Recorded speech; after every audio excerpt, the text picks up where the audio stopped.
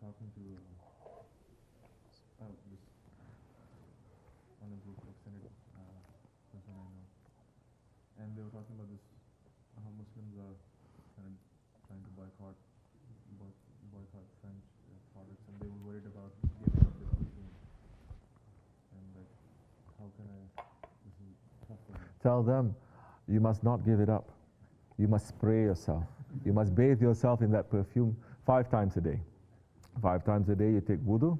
So his question is, you know, people, Muslims, they feel very angry, they feel very hopeless and helpless what to do about France that is doing this. So they decide to say, boycott everything that is French. And they're losing a lot of money. Because the number one purchasers of French luxury products are the Muslims. But some Muslims say, oh, I'm afraid to give up my perfume, he's saying. I like the smell, I'm afraid to give it up. What should he say? I said, tell that one to make wudu from his perfume 5 times a day. Congratulations to that one. Prophet ﷺ is saying, Islam, it is Amr bil Ma'ruf. It is not just praying 5 times a day. It is not just fasting and doing zikr so that you go to Jannah. It's Amr bil Ma'ruf. What is that? Enjoining the good. Meaning what? You have to support haqq. Nahiya min munkar. What is that? You have to forbid something that is evil. Wrong thing, you have to say this is wrong. Meaning you have to say this is right and this is wrong. Not to say, I'm not judging. Since when? Which ayat is saying don't judge? Which prophet is saying you cannot judge when there is haq and batil there? You just step back.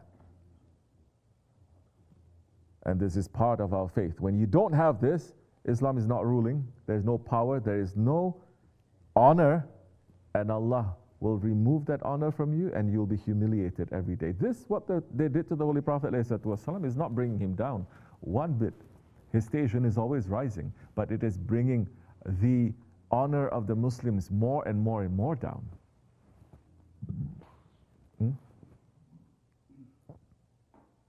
It is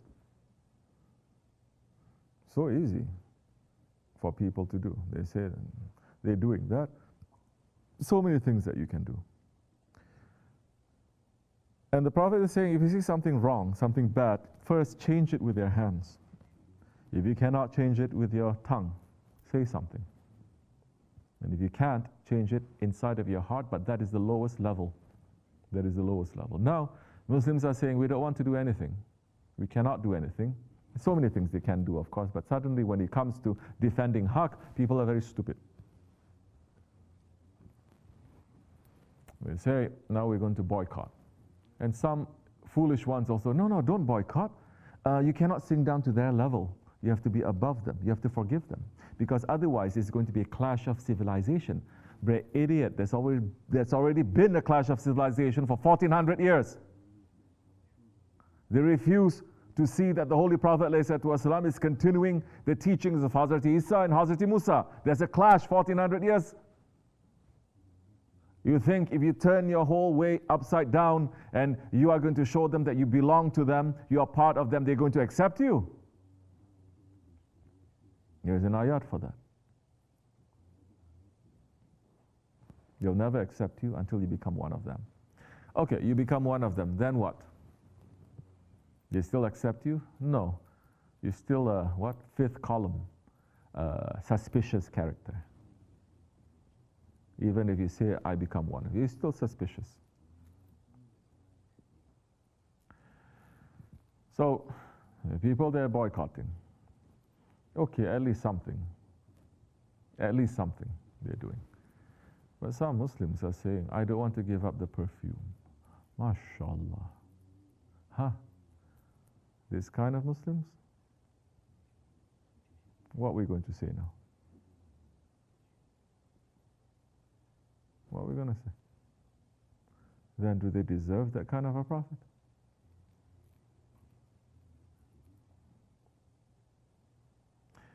There is no connection to that prophet. They may have La ilaha illallah, but they've already cancelled out Muhammad Rasulullah a long time ago. It's not in their lives to say Muhammad Rasulullah. You understand? They say La ilaha illallah. And the La ilaha illallah, the Allah is according to how we want him to be, not according to the way that the Prophet's saying it must be.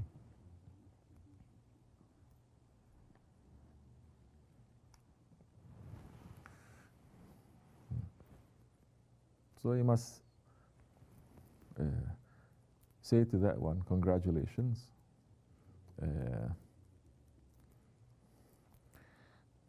You must cut the first ticket to France. Because perfumes are very cheap now.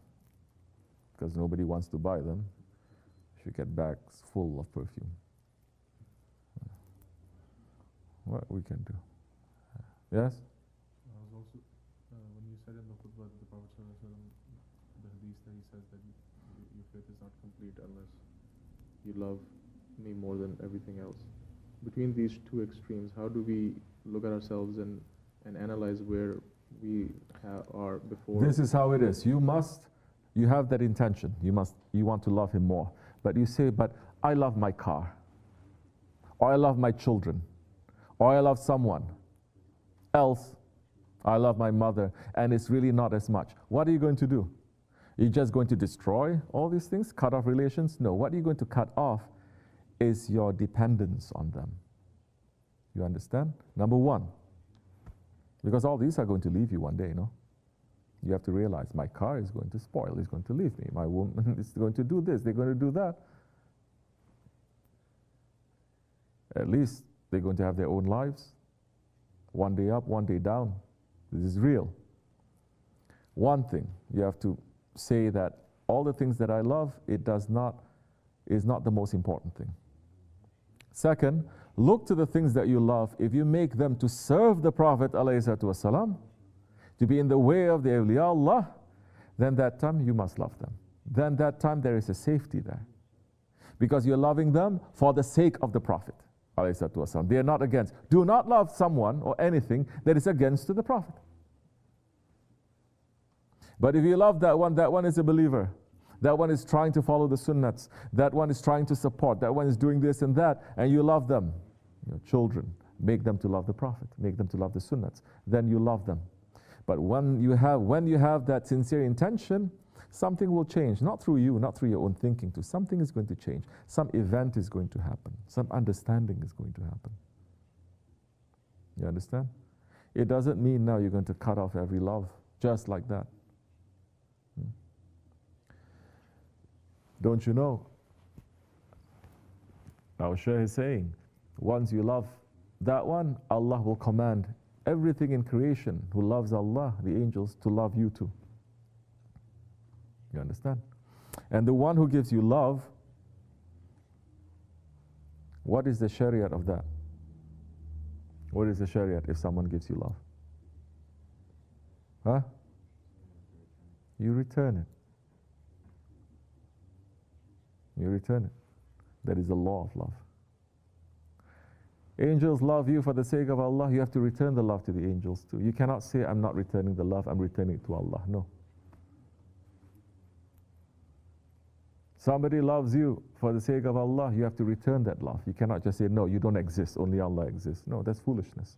Prophet ﷺ, did he love his family? Yes. Did he love his Sahabi-Kiram? Yes. Did he love all his ummah? Yes. But everything has a priority. What did he say when he was first born into this world? My mother, my father. We're teaching our children that, no? Mother and father. What was the first words that he said? After declaring shahadat, that's the first word. He's saying, Ashhadu an la ilaha illallah, inni Rasulullah. I am Rasulullah. Ummati, ummati.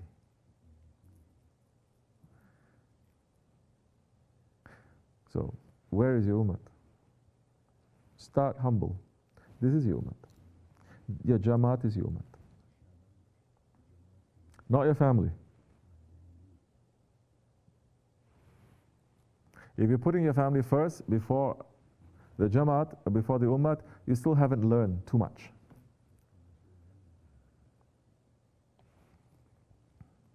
Yes, we love our family. There is blood, yes, of course.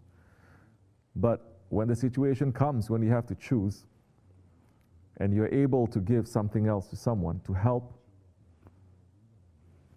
you step on your ego and you help and say, no, this one must have, this one, this one. You're looking out for them to not just to take care of your loves, to make sure they have the best, but you're looking out, this one also must have this. That time, you not only, you are the ones who is replying to the Prophet ﷺ when he says, Ummati, Ummati.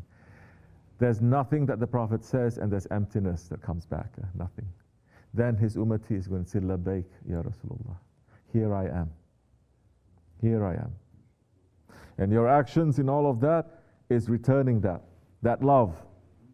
Here I am. Here I am. Here's my life. Here's my children. Here's my property. Here's my honor. Here's my safety. Here's my comfort. Here. Then you must know when that Prophet is calling you, what is he calling for? There is a work there. There is a mission there. Then you have to say, here it is. Oh, you enter beyond the shariat of that. You enter into something deeper.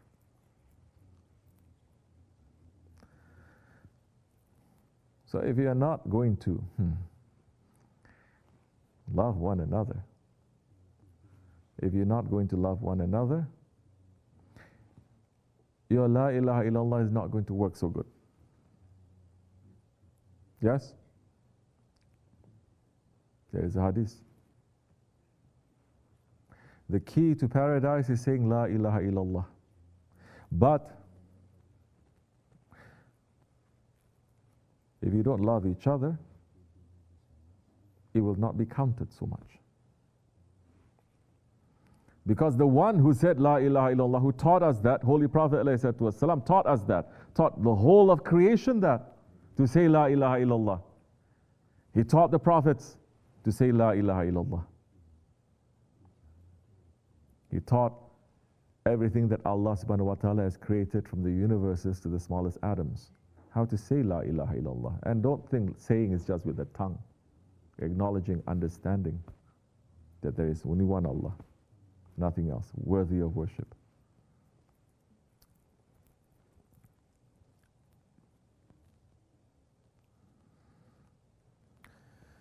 If you're not following the Prophet ﷺ, then you're making another ilah. You're not worshipping the Lord that He worships. You're worshipping your ego, because it is your ego that puts another ilah there. It is not the clay, it is not the stone image that is not it. It is your ego that is another ilah, that you claim it is ilah, that the ego says, you are you and I am me.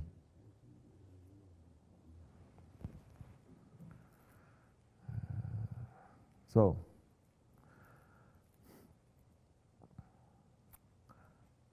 this is your ummah now. So this is a test. What are we going to do? The Jamaat, this is a test now. And if you don't love each other, it'll be taken as if you're not saying La ilaha illallah. And because of loving each other, for the sake of each other, not for the sake, because this one is rich, because we have people too.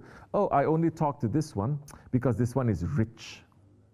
Oh, I only talk to this one because this one speaks in a level vocabulary that, like me, high class, some saying. Some saying, I only speak to this one because he's Arab like me. Some say, I only speak to him because this one is Turkish. Whatever ilah you want to put there. Some saying, I'm a high class. Everyone is low class.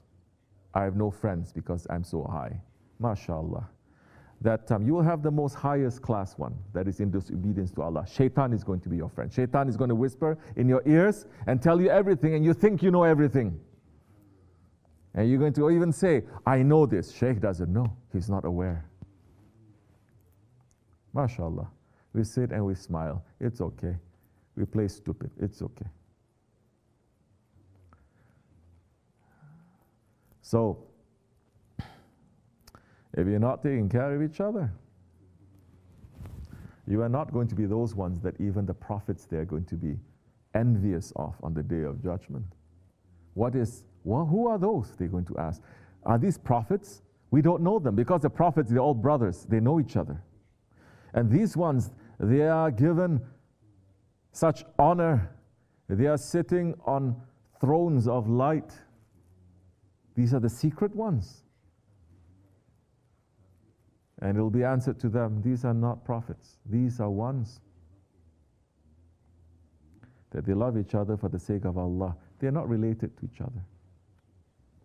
They don't belong to the same class or the same family or the same nationality or the same economic level, just like the Sahabi-Kiram, but they love each other for Allah's sake. And they leave everything.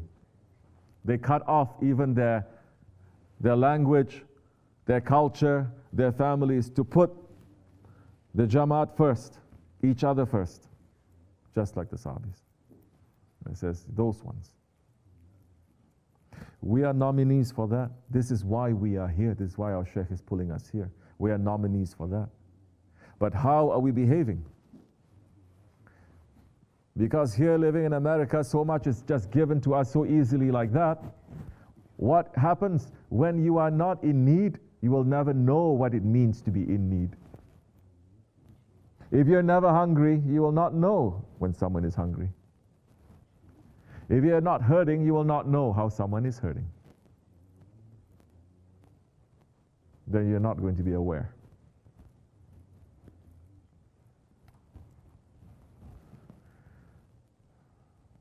So start from here.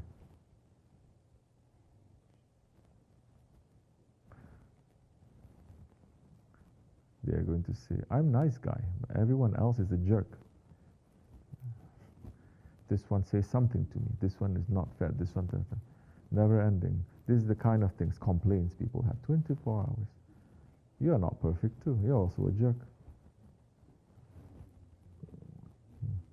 But who are you doing it for? I'm saying to the women so many times, I say, what's wrong with you? Why are you not patient with each other? What's wrong with you? Why are you not loving towards each other? Why are you always having fights with each other because one person said this, one person did this?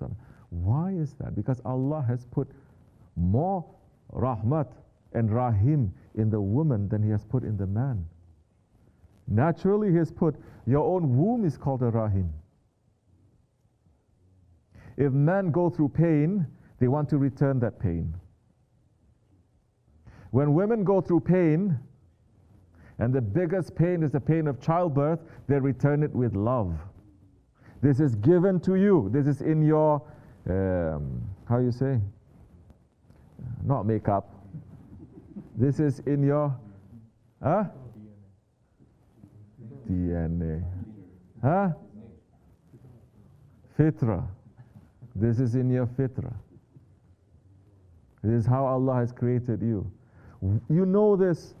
The child that is the most naughty one, if he cries, your heart goes. Instinctively, it goes. If your child grows up to be the worst person on earth, the mother's love never finishes. That's why the mother, they say, will intercede. The father is going to intercede as well. You know all this. This is inside of you. Then why you're not practicing it on each other? Why you're not forgiving and compassionate to each other?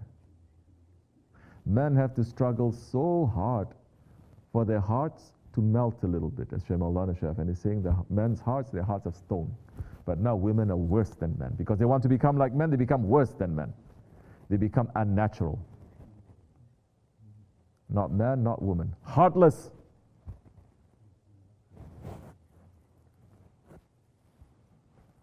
Illusions and delusions.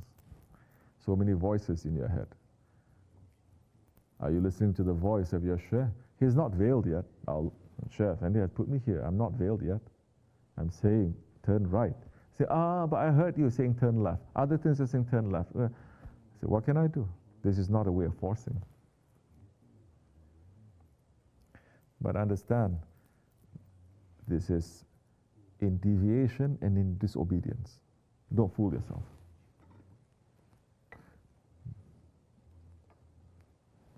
Man, you have to learn compassion. Oh, so much. You get knocked wall to wall by life to learn, okay, I cannot be such a jerk.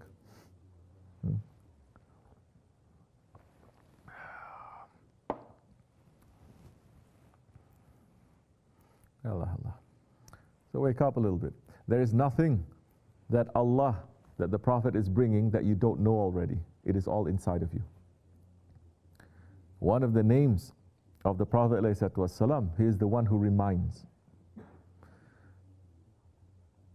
He's not there to teach you something you don't know. He's there to remind you something that you've already known, but you've forgotten. And Allah is saying over and over and over again in the Quran Al-Karim, we sent you as a reminder.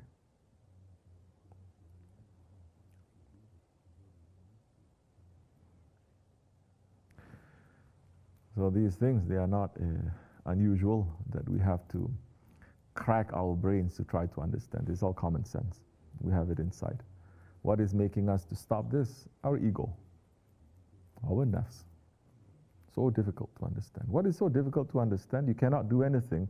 Your heart is bleeding for the Prophet ﷺ. At least, if you want, I'm not telling people they should boycott. I'm not telling people they should stop using perfume, whatever. Do whatever you want. But that one saying, oh, I can't give up. I love the smell so much. I don't think Prophet would mind. No, he doesn't mind at all. You think he's devastated? It is for you.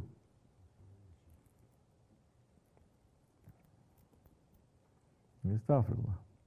So Muslims of Akhir Zaman, now tell me, Muslims of Akhir Zaman, if they don't deserve to get this honor, tell